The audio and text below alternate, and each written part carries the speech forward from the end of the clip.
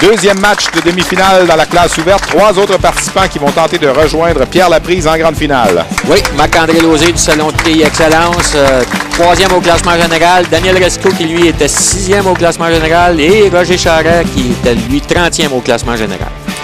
Daniel Racicot, plus besoin de présentation. Plusieurs exploits sont dans les 10 dernières années, possiblement le meilleur joueur au Québec. Assurément un des top 3, si on veut. 5 fois la Coupe André Morissette, l'emblème du championnat des pros des quilles au Québec, l'association regroupant les meilleurs joueurs de petites quilles au Québec. 2 parties parfaites dans la série des pros des quilles à RDS il y a quelques années. 8 victoires consécutives à la télévision lors des matchs des salons de quilles associés du Québec. Bref, il a une feuille de route assez impressionnante. Il a même gagné la Coupe des pros des quilles lors de la série à RDS. Oui, aussi. On l'a eu pendant 4 ans. Oui. D'ailleurs, le seul qui a remporté cette coupe qui n'était pas senior. Les 3 autres étant Denis Rousseau, toi, Michel Jourdanet et moi-même. Ben oui. Réserve récupérée par Daniel Racicot. Donc, dès le départ, Marc-André Lauzé là, qui se retrouve sur l'allée numéro 18. Marc-André Lauzé qui, ici, sur les allées 18-19 du Salon de quilles BG, il y a quelques semaines, a joué un match de 177 le 5 mars. S'était incliné notamment face à Natacha Allary. Oui, il avait eu beaucoup de difficultés sur l'allée 18 qui n'était pas en confiance sur cette allée.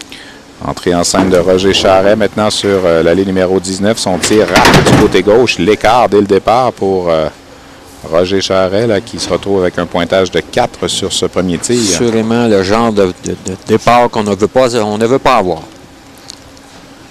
Daniel qui ne semble pas évoluer sur l'allée 18 de droite vers la gauche. Un des rares qu'on a vu...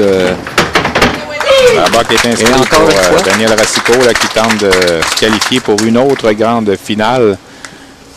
Daniel qui a plus de 85 apparitions à la télévision là, dans le monde des quilles depuis les dernières années. Et plus de 70 000 $ en bourse. Oui. Un des plus hauts boursiers, je crois qu'il est 2e ou 3e derrière. Je crois que le plus haut boursier, c'est Denis Rousseau. Avec les parties parfaites à la télévision aussi. Là, pas une partie parfaite qui lui a déjà rapporté 50 000 $? Non, pas dans le cas de Denis. C'est Thierry Dusseigneur qui exactement, tu as raison. Ouais. Alors, pointage de 9 là, de Marc-André Lauzé sur son premier tir au 2e carreau. Roger Charret maintenant là, qui se retrouve pour la première fois sur l'allée numéro 18. Roger, n'oublions pas qu'il l'année dernière avait réussi une série de 6 victoires dans la classe ouverte. Un joueur avec beaucoup d'aptitude. La grande force de Roger, c'est, regardez bien sa grande glissade, bien élancée à la ligne. Propulse bien la boule vers l'avant avec beaucoup d'efficacité. Alors, la semaine dernière, seulement Pierre Laprise avait réussi à jouer un match de 200. Il avait emporté avec un pointage de 205. Denis Rousseau, 188. Jean-François Consigny, 171. Attention. Tir qui s'en va du côté gauche. Et oui, tu l'avais bien vu là, dès le départ, le tir qui n'était pas bien projeté et la réserve qui est ratée. Un peu trop dirigé vers la gauche. Le point de départ était le bon. Malheureusement, Roger est arrivé à la ligne avec les épaules un peu trop dans la direction gauche. Et on a vu que la boule n'est jamais revenue sur l'allée 18. On n'a pas le mouvement qui ramène à la toute fin. Le tir de Daniel Racicot là, était mince sur l'allée numéro 19. Il s'en est fallu de peu avec une quille qui est revenue sur elle-même pour faire tomber la quille 5. Malheureusement, elle n'a pas frappé assez solidement. Marc-André Lauzé, travers du côté droit. Voici un premier rabat. Bon lancer de la part de Marc-André sur l'allée 18. Là, comparativement à sa présence précédente lors de la série sur l'allée 18, semble beaucoup plus en confiance. Et la semaine prochaine, on va voir le père de Marc-André Lauzé, André Lauzé, qui sera dans la 2e demi-finale senior pour tenter de se qualifier et d'aller affronter Denis Rousseau en grande finale. Oui, André qui était une des vedettes lors des années 80 avec Léo Gordon. Oui, quelle série de succès ils avaient connu à l'antenne de TVSQ à l'époque, la télévision sportive au Québec, l'ancêtre de RDS. Roger Charret là, qui vient de réussir son premier rabat du match. Ça va lui enlever un peu de pression là, sur les épaules. Il accuse 24 quilles de retard sur Daniel Racicot, 23 sur Marc-André Lauzé après 2 carreaux. Le tir de Daniel Racicot qui vient de rater la quille 1. Oui. Daniel est arrivé un peu... pas tout à fait de la bonne façon à la ligne. On a vu que son lancer était dirigé beaucoup trop du côté gauche dès le départ et l'allée 18 qui ne ramène pas celle-ci suffisamment au centre. Marc-André Lauzé là, peut prendre les devants, les commandes dans ce match avec un doublé. Voilà que c'est fait. Marc-André qui, tout comme Denis Rousseau un peu, joue l'allée 19 avec une boule beaucoup plus lente que sur l'allée 18. Dépose bien. Marc-André Lauzé, âgé on voit de la quille, 20 la ans quille 5 seulement. qui fait tomber la quille 9. Lorsqu'on a un lancer plus lent, c'est très souvent la quille numéro 5 qui fait tomber. Attention. Oh, je n'étais pas certain là, que la quille 1 ferait le travail derrière là, parce qu'il manquait un peu de vigueur dans ce tir. Mais encore une fois, on a vu la quille numéro 5 aussi qui se dirigeait vers la 9. Donc, ça donne la réserve à Daniel. Roger Charret là, doit inscrire le doublé s'il veut garder ses rivaux à bonne distance. C'est dans la du côté gauche, là-bas qui est inscrit par Roger Charret. Roger qui semblait sûr de lui. Roger qui m'a mentionné que de la façon dont il joue l'allée, ça lui arrive de rester du côté gauche et on en a eu l'exemple ici et ça lui a donné un abat. Oui, parce que la plupart de ces joueurs tentent de trouver la meilleure position, mais on essaie aussi de se trouver une deuxième position de tir si jamais, pour toutes sortes de raisons, là, ce qu'on a établi à l'entraînement ne fonctionne pas. Exactement. Et surtout une position qui va faire que lorsqu'on ne fait pas tout à fait le lancer parfait, qui va nous quand même donner des résultats raisonnables. Ouais. Exact. Le tir de Marc-André Lauzé, c'est plein. Et c'est tombé au ralenti, la quille 7, là, qui au dernier moment a cédé. Sur ce dernier lancer, Marc-André a une chance qu'il n'a pas mis autant de vélocité que lors de sa dernière présence sur l'allée 18, car celle-ci serait probablement demeurée trop au centre. Roger Charret. Du côté gauche.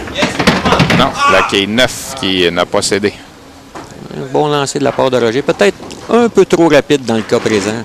Il s'en est fallu de peu que la quille 9 tombe. Malheureusement, lorsque la majorité des joueurs qui jouent sur la 19 avec un lancer un peu plus lent auraient probablement réussi un abat.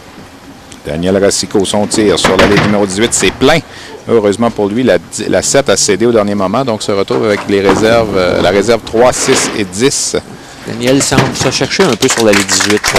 Comme bien des joueurs d'ailleurs. Lors de son dernier lancer, était beaucoup trop. A manqué la quille numéro 1 du côté gauche. Et cette fois-ci, elle était beaucoup trop directement sur celle-ci.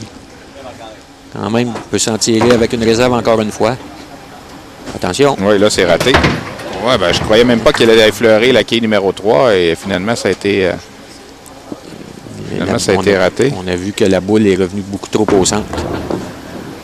André, regardez la lenteur de son lancer.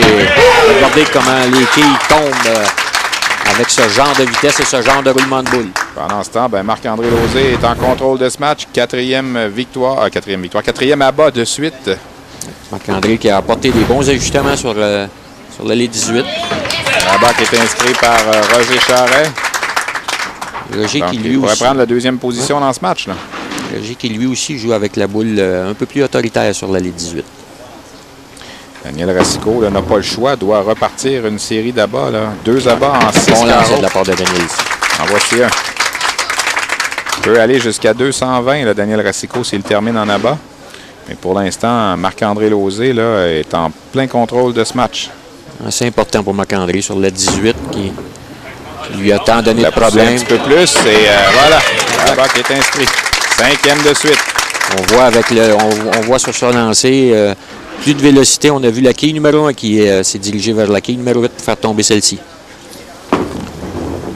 Tir de Roger Charret du côté gauche. Ça remonte un petit peu et non, la quille 1 n'a pas été fauchée, la quille 9 derrière. Pas suffisamment. Un peu malchanceux ici. Son lancer était un peu plus lent que le précédent, mais il semble que ce n'était pas suffisant pour faire tomber les 10 quilles. Racicot sur la 18. C'est plein. Oui.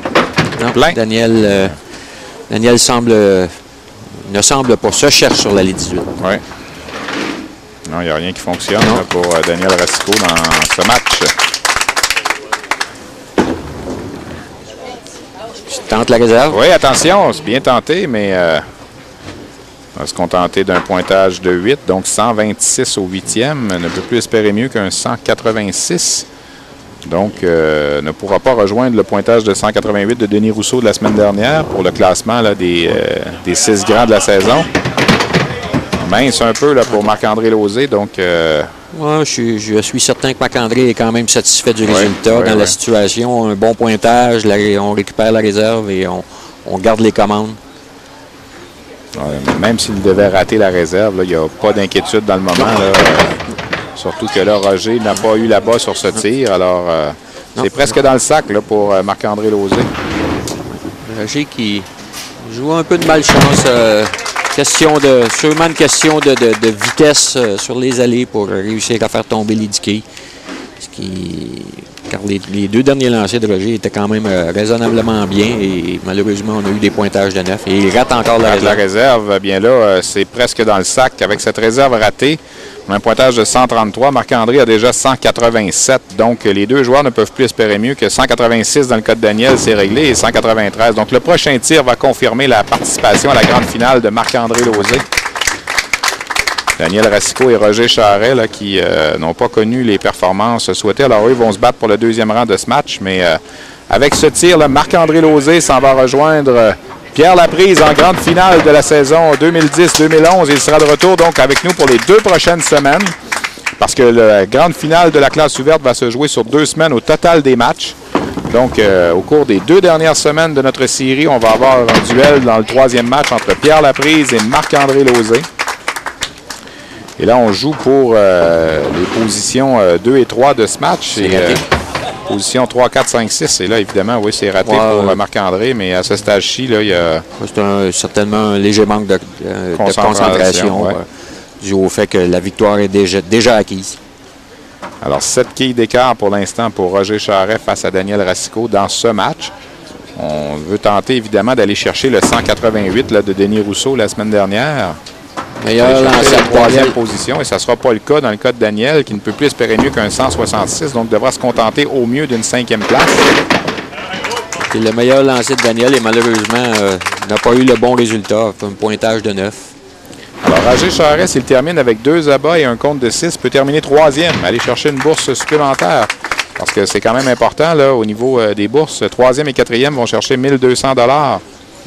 5e et 6e, 600 $. Alors, on verra ce que ça va donner d'ici la fin. Ouais. Daniel Racicot qui a récupéré la réserve pendant ce temps. Un autre bon lancer sur le 18, Daniel, malheureusement. 166, c'est bien en deçà de ce que Daniel Racicot peut nous offrir comme performance.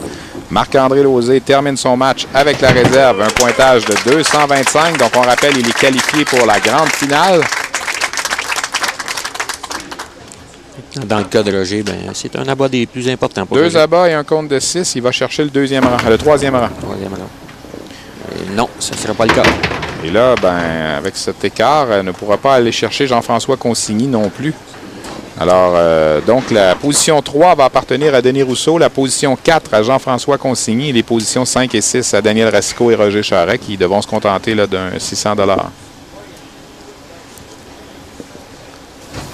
Tir de Roger Charret pour... tente la réserve. Oui, c'est raté. Donc, 159 pour Roger Charret, 166 pour Daniel Racicot, 225 pour Marc-André Lauzé qui remporte ce match et qui se qualifie pour la grande finale de la saison 2010-2011. On va le revoir au cours des 2 prochaines semaines.